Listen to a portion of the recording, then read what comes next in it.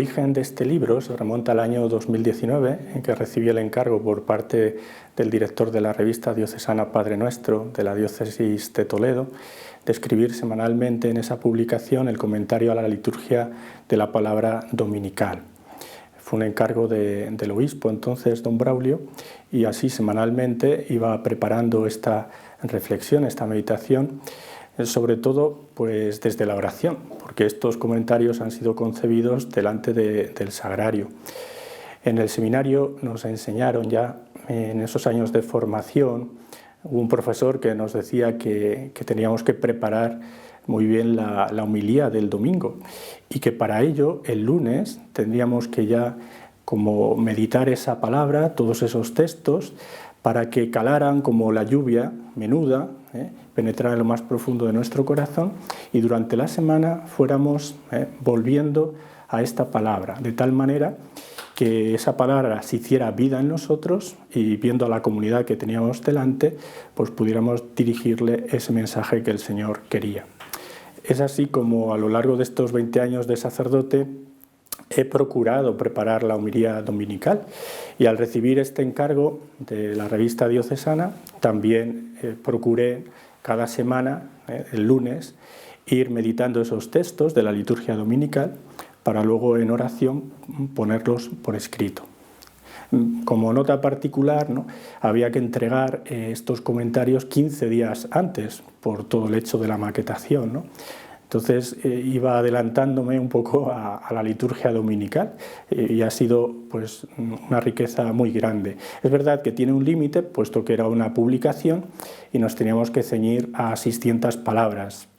Por eso estos comentarios no pretenden acabar, ¿no?, la riqueza, ¿no?, de la palabra de Dios, es mucho más grande y profunda, ¿no?, sino que simplemente son trazas para la oración que sacan cabos, hilos sueltos que nos introducen precisamente en el contacto con el Señor vivo y resucitado que está en la palabra y que esta palabra nos ayuda a acercarnos al Señor vivo también en la Eucaristía.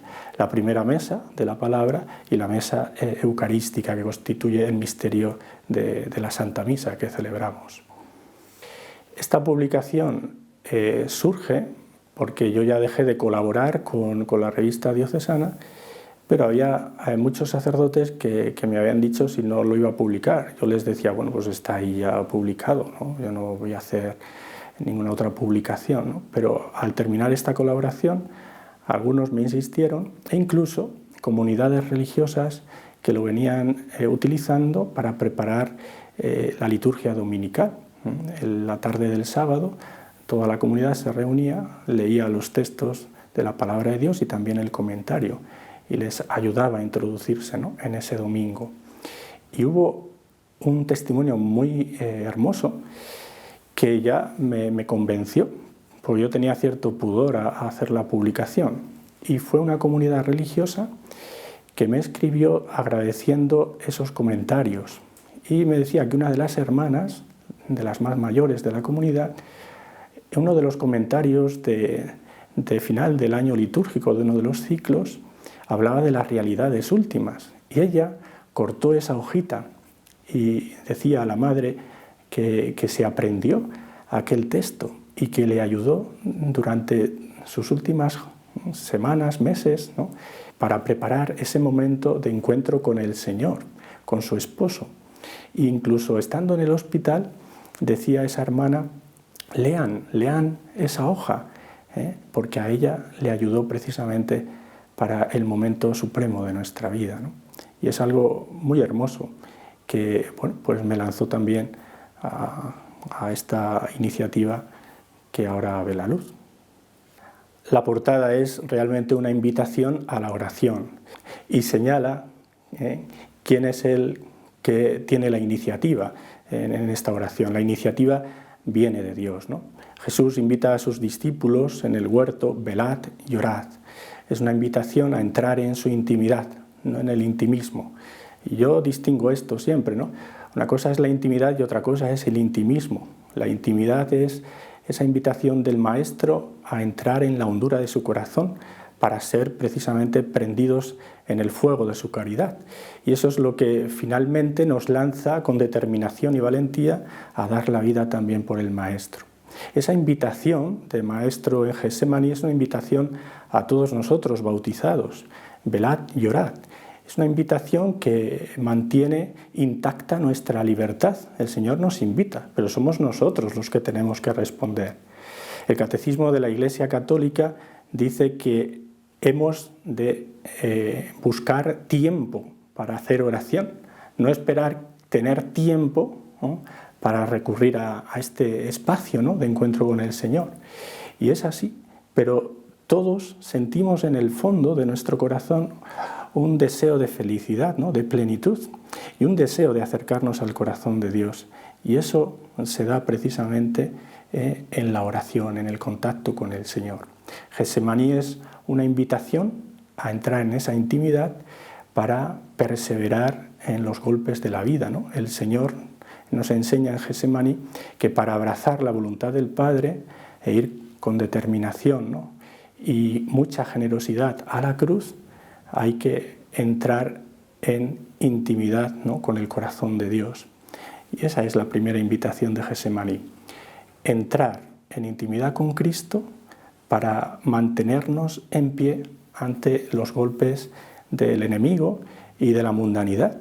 Necesitamos perseverar en el bien y en la verdad, ¿no?, que es la nota, ¿no?, de un cristiano, vivir en esas coordenadas, porque cuando vivimos en el bien y la verdad, nuestra vida también es bella, como la del Maestro, ¿no? Ahí está el auténtico discipulado, ¿no?, escuchar junto a Jesús.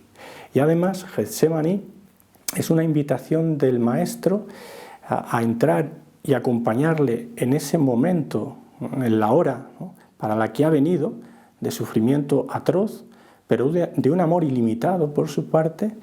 Y cuando entramos en oración también estamos representando a ese ángel que le consuela, que envía al Padre, ¿no?, para que lo consuele y lo sostenga, ¿no? Decía el Papa Pío XI que igual que todos los pecados, rebeldías e infidelidades de los hombres de todos los tiempos y lugares se cernían sobre el alma de Cristo, ¿no?, y le provocaban esa amargura y ese dolor intensísimos, al igual nuestras reparaciones, nuestros sacrificios, los momentos de oración, ¿no?, junto al Señor, consuelan su corazón herido, son bálsamo, ¿no? Y es una invitación, por tanto, a reparar este corazón que tanto nos ama a cada uno de nosotros. Estos textos que ofrecemos en el libro precisamente son para que seamos discípulos, ¿no?, permanentes y apóstoles, ¿no?, testigos del Señor, con gallardía, ¿no?, con determinación y con mucha generosidad, porque el Señor no se ha reservado nada, ¿no?, y nos invita también a nosotros a dar la vida por Él, ¿no?, y para que otros hermanos en nuestra entrega se acerquen a Él. Los destinatarios de esta obra pues son todos aquellos que tienen sed, ¿no?, de verdad, ¿no?, sed de eternidad, sed del Señor, ¿no?, y especialmente todos los bautizados, ¿no? El magisterio de la Iglesia, desde el Concilio Vaticano II y especialmente los últimos papas, nos han invitado a tener una estima, ¿no?, por la palabra de Dios, puesto que la palabra de Dios es la que orienta, sostiene, ¿no?, cura, ¿no?, acompaña, ¿no?, ilumina nuestro peregrinar, ¿no?, hacia la casa del Padre, ¿no? Entonces, todos estamos invitados, ¿no?, a familiarizarnos con la palabra de Dios, en definitiva, a familiarizarnos con Jesucristo, ¿no?, vivo y resucitado. Él no es indiferente a nuestra propia vida, a lo que nos está ocurriendo, a los momentos de gozo y de esperanza, a los momentos de tristeza y de sufrimiento, a los momentos de noche oscura. El Señor conoce nuestra historia y la quiere acompañar, ¿no?, a través de su palabra. Por eso estos comentarios son muy sencillos, y pues lo entenderá todo el mundo, porque es una reflexión desde el corazón orante, ¿no?, que también ha sabido ponerse en escucha del Maestro y poner por escrito precisamente lo que en ese contacto que supone la oración Él ha querido regalar, ¿no? Bien, la obra contiene los 3 ciclos del año litúrgico y también las solemnidades. Se pensó hacer una publicación de los 3 ciclos. Hay otras publicaciones que van presentando ciclo por ciclo litúrgico, Mateo, Marcos, Lucas, que son los 3 sinópticos, que son el centro de cada uno de estos ciclos A, B y C, pero vimos que sería oportuno hacerlo de modo conjunto, para no cambiar de modo práctico de libro, ¿no? Y tenerlo todo en un mismo y único volumen. A este triple ciclo se añadieron las solemnidades, ¿no? Bien, todos estos comentarios fueron concebidos en aquella revista y únicamente pues, estaban los domingos en los que se nos pedía esa colaboración. Una vez que se terminó esa colaboración, completamos el año litúrgico, porque había domingos, pues los que están antes de la Cuaresma, hay unos domingos después del tiempo ordinario hasta la Cuaresma, entre Cuaresma y Pascua, que dependiendo de cómo caiga la Pascua en cada año, pues se celebran o no. Entonces tuvimos que completar esos domingos y los del Trido Pascual y otros de Navidad, ¿no? Y presentamos todo este volumen. Una herramienta útil de este libro es el índice por citas evangélicas que encontramos al final, porque es verdad que nos sirve para la preparación de la liturgia dominical, pero también nos podría servir para meditar algún pasaje en concreto, ¿no?, de la Escritura, del Evangelio, para preparar una meditación, un retiro, para hacer un rato de oración personal, y también en las ferias del tiempo ordinario o de los tiempos fuertes donde se proclama ese Evangelio. Nosotros lo buscamos en ese índice final y podemos también, es verdad que el Evangelio está en relación con todos los textos de la liturgia dominical, pero siempre es el corazón de esa meditación, de ese comentario. Este libro es un libro vivo, porque contiene la palabra del Señor, ¿no?, que es el resucitado, el que permanece a nuestro lado, ¿no? Y por tanto no es un libro para leerlo de seguido, ¿no?, sino que es ir preparando la palabra de Dios de cada domingo. Puede ser a través de una comunidad religiosa, en la misma familia, en el matrimonio, para los sacerdotes como una herramienta también útil para preparar la predicación, no para sustituirla. Pero lo que pretende es ponernos en contacto con el Señor vivo y resucitado, y dejarnos sorprender, ¿no? Para abrazar la voluntad del Padre, para obedecer, tenemos que ser discípulos permanentes, ¿no?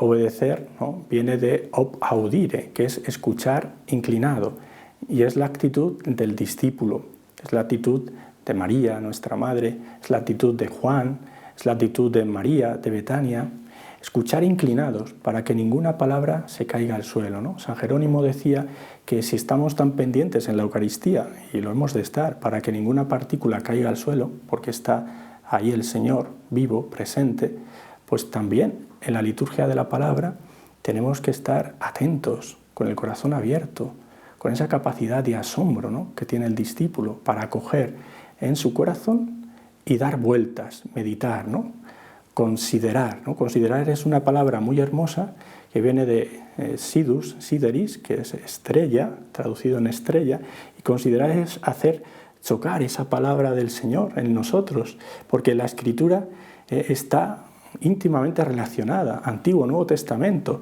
y el Señor Jesús resucitado ilumina toda esta Escritura, y lo que provoca en nosotros es ese saboreo interior, ¿no?, ese gustar la palabra de Dios, por la que quedamos precisamente transformados, y ese fuego de la palabra de Dios es lo que nos enciende en el amor a Cristo, ¿no?, y lo que nos hace pasar de discípulos a verdaderos apóstoles, testigos del Señor, ¿no?, para conducir a otros a este encuentro personal con el Señor.